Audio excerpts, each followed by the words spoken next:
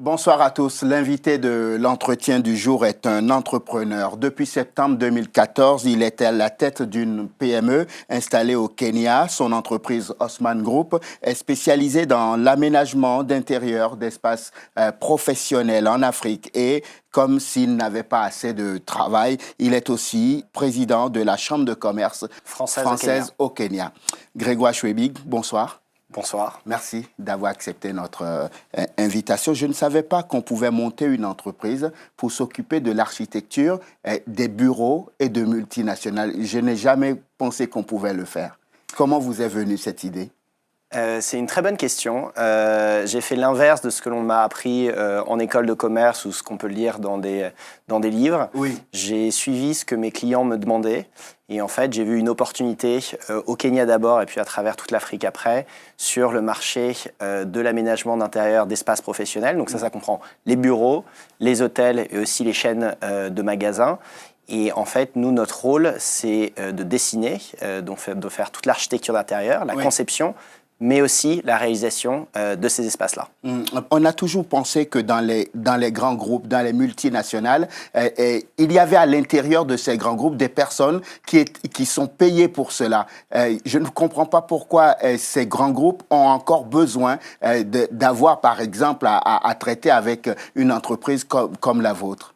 Oui, c'est une très bonne question. On pourrait se dire qu'ils gèrent tellement de bureaux à travers le monde qui pourraient avoir internalisé un certain nombre de ces compétences.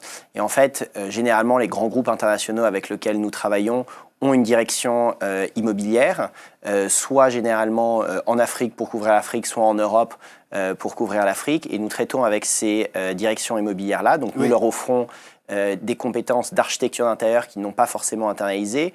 Et la raison pour laquelle ils sont intéressés de travailler avec nous, c'est aussi parce qu'on a une compréhension granulaire du terrain, des pays dans lesquels nous opérons.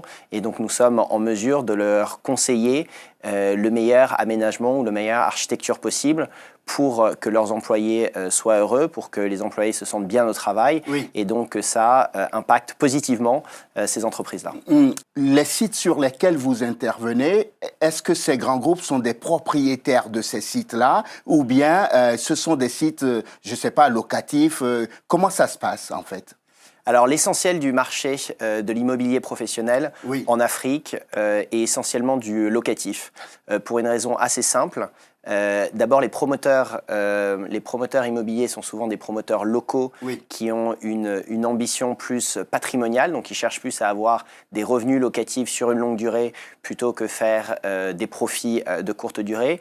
Ça, c'est du côté de l'offre. Et puis du côté de la demande, ces grands groupes internationaux qui s'implantent en Afrique pour bénéficier de l'expansion notamment de la classe moyenne, la fameuse classe moyenne africaine. Eux, ils ont une logique d'installation certes à long terme, mais dans des environnements assez risqués, ils préfèrent louer. Et donc, s'il devait y avoir un retournement de conjoncture, ils pourraient plus facilement s'y adapter que s'ils étaient propriétaires. On n'est jamais à l'abri d'une élection contestée, par exemple, comme au Kenya la dernière fois, non ? Tout à fait, tout à fait. Et du coup, les grands groupes se mettent à l'abri, se cachent derrière vous, en fait. Un peu, c'est un peu ça. On les aide dans leur projet d'implantation sur toute la partie qui est aussi immobilière, mais notre métier touche aussi beaucoup aux hommes et à toute la dimension des ressources humaines, puisque en aménageant d'une certaine manière des bureaux pour un certain nombre de nos clients, on influe évidemment sur la manière dont les personnes travaillent, leurs collaborateurs travaillent localement, et donc il y a une dimension organisationnelle et liée aux ressources humaines qui est très importante. Donc on est vraiment à la confluence de deux grands métiers. Un, l'immobilier, et deux, les ressources humaines. Très bien. On va faire un exercice pratique. Je suis téléspectateur, je nous écoute, je me dis, bon, très bien, comment ça se passe ? Je suis un grand groupe. Allez, je projette de m'installer à Abidjan, là en Afrique de l'Ouest. Tiens, vous êtes déjà installé là-bas ou pas ? On ouvre nos bureaux dans 2 semaines, donc superbe timing. Dans 2 semaines, on sera à Abidjan. Très bien. OK, je veux aller à Abidjan, je m'installe à Abidjan. Je suis une multinationale et je m'adresse à vous. Comment ça se passe du début à la fin, très rapidement? Alors, c'est très simple. on va d'abord prendre contact avec vous, on va comprendre quels sont vos besoins. Oui. Ça, c'est la première étape. En termes d'espace, quel type de collaborateurs vous avez, où est-ce que vos collaborateurs pourront habiter, quels sont vos clients, etc. etc. Donc, on fait un état des lieux de vos besoins. Oui. Et sur cette base-là, nous, après, on peut vous aider, vous, grands groupes internationaux, à trouver, par exemple, le plateau de bureau qui sied à vos besoins. Donc ça peut, pour le cas d'Abidjan, être au plateau ou à Cocody en fonction des différents endroits possibles. Quand vous dites plateau, il faut que les téléspectateurs comprennent qu'il y a un quartier entier qui s'appelle le plateau, le quartier des affaires. Exactement, qui est un peu l'équivalent de la Défense à Abidjan. Donc le quartier des affaires à Abidjan s'appelle le plateau. Donc on essaye de déterminer les endroits qui répondent à vos besoins en tant qu'entreprise, mais à vos besoins aussi de vos collaborateurs et de vos clients, ce qui est très important. On identifie vos besoins. Après, on fait des recherches pour vous de ces plateaux-là, de ces plateaux de bureau. Après, on négocie pour vous les contrats pour que vous ayez, parce que nous, c'est aussi, on a une capacité d'aider nos clients sur la négociation de contrats. Oui. Une fois qu'on a sécurisé le bail, une fois que vous avez sécurisé le bail avec notre aide, voilà. Et bien là, dans ce cas-là, on fait tout ce qui est l'architecture d'intérieur. Donc, on fait l'aménagement, on fait la conception des bureaux et après on réalise les bureaux de sorte que le produit final, c'est une clé et c'est vous qui rentrez avec tous vos collaborateurs dans vos nouveaux bureaux, vous ouvrez vos ordinateurs et puis vous commencez à travailler. Quand on parle de grands groupes, on parle évidemment donc d'acteurs venus du secteur privé. J'ai cru comprendre que vous n'avez pas, depuis septembre 2014, travaillé et collaboré avec des acteurs du secteur public. Est-ce que c'est un choix ou c'est un manque de connexion avec eux ? Non, c'est une bonne question. C'est un choix et c'est un choix délibéré. Pourquoi ? Parce que l'État est un mauvais payeur ? Pour commencer, on sait aussi qu'il y a un certain nombre de réalités africaines où pour ne serait-ce qu'être payé, ça demande un certain nombre d'entre-gens que l'on n'a pas forcément. Et puis les États, généralement, en Afrique, n'ont pas des moyens illimités. Donc on a trouvé que c'était toujours un client un peu plus compliqué. Oui. Par ailleurs, des multinationales sont toutes en train de regarder l'Afrique comme le continent de demain. Oui. Et nous, on est capable de les accompagner sur toutes leurs problématiques-là. Donc on a décidé de se concentrer parce que finalement le marché est beaucoup plus grand et parce qu'aussi ils nous payent beaucoup plus facilement et plus rapidement sur les acteurs privés. Est-il vrai que les tendances du marché de l'immobilier commercial en Afrique, c'est une tendance positive en ce moment ? Est-ce que c'est quelque chose qui se confirme ? Absolument, absolument. Et quelles en sont les raisons ? Alors, peut-être on va commencer par quelques chiffres pour vous donner un peu l'étendue du marché. On va prendre un pays comme le Kenya, par exemple, qui doit être la 5e ou 6e économie d'Afrique, qui est une économie en assez forte croissance. Aujourd'hui, le stock de bureaux a à peu près doublé en l'espace de 3 ans. Donc, on parle de croissance annuelle de l'ordre de 20 à 30%. Sur les 3 dernières années au Kenya et on anticipe que ça va continuer. Donc dans les 3 prochaines années, le stock de bureaux va encore doubler. Pour mettre les choses en perspective, ça reste des marchés petits. Nairobi, ça reste aujourd'hui que 5% de la taille du marché de Johannesburg. C'est beaucoup plus petit, mais c'est en très forte croissance et c'est ça qui est intéressant. Et on retrouve les mêmes dynamiques dans d'autres pays. Au Ghana, aujourd'hui, il y a une très forte croissance à peu près depuis 1 an et demi. La Côte d'Ivoire, comme on le sait, a connu une très forte croissance récemment, mais c'est en train de pour des raisons éminemment politiques, de se ralentir un petit peu à l'approche des élections.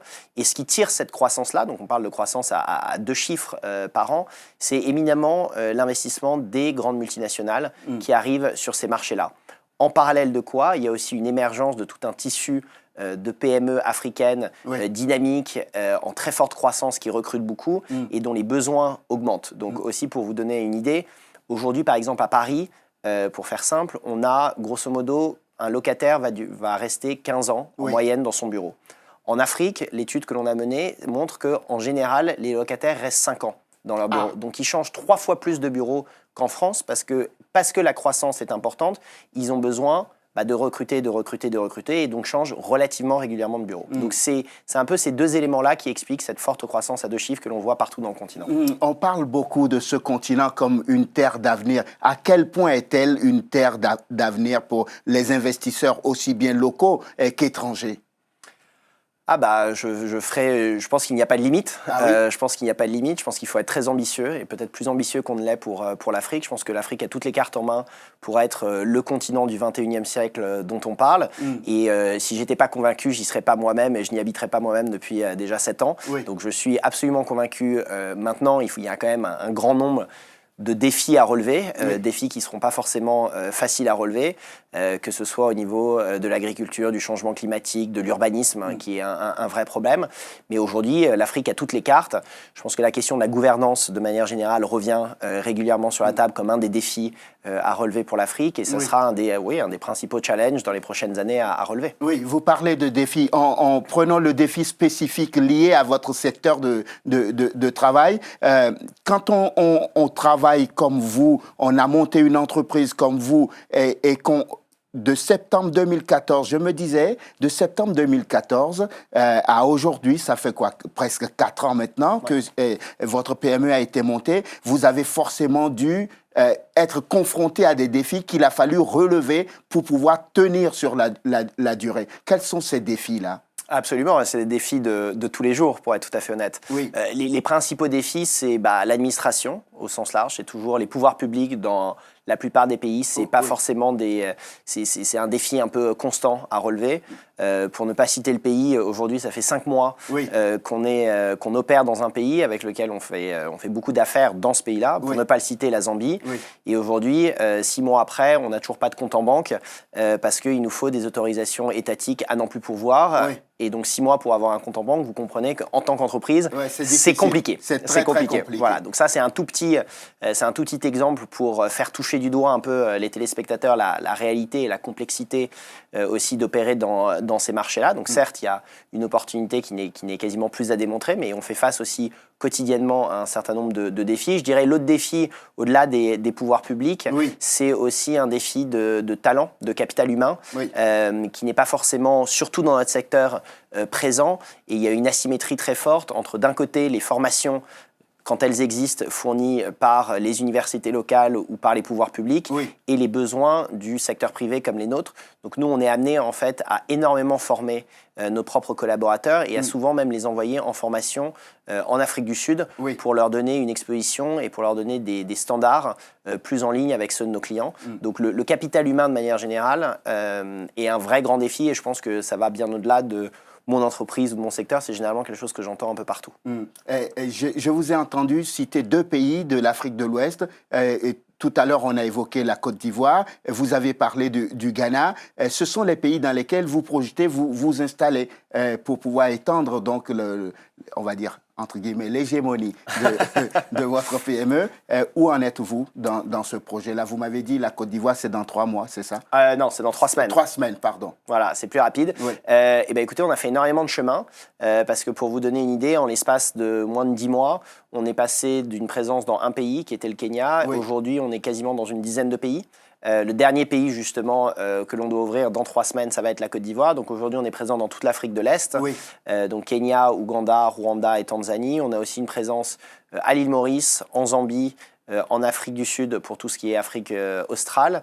Et on a ouvert des bureaux à Lagos, donc au Nigeria, à Accra, au Ghana, et le dernier en date, Abidjan, qui sera amené à être un peu notre hub pour toute l'Afrique de l'Ouest francophone. Vous avez trouvé une vraie niche, en fait.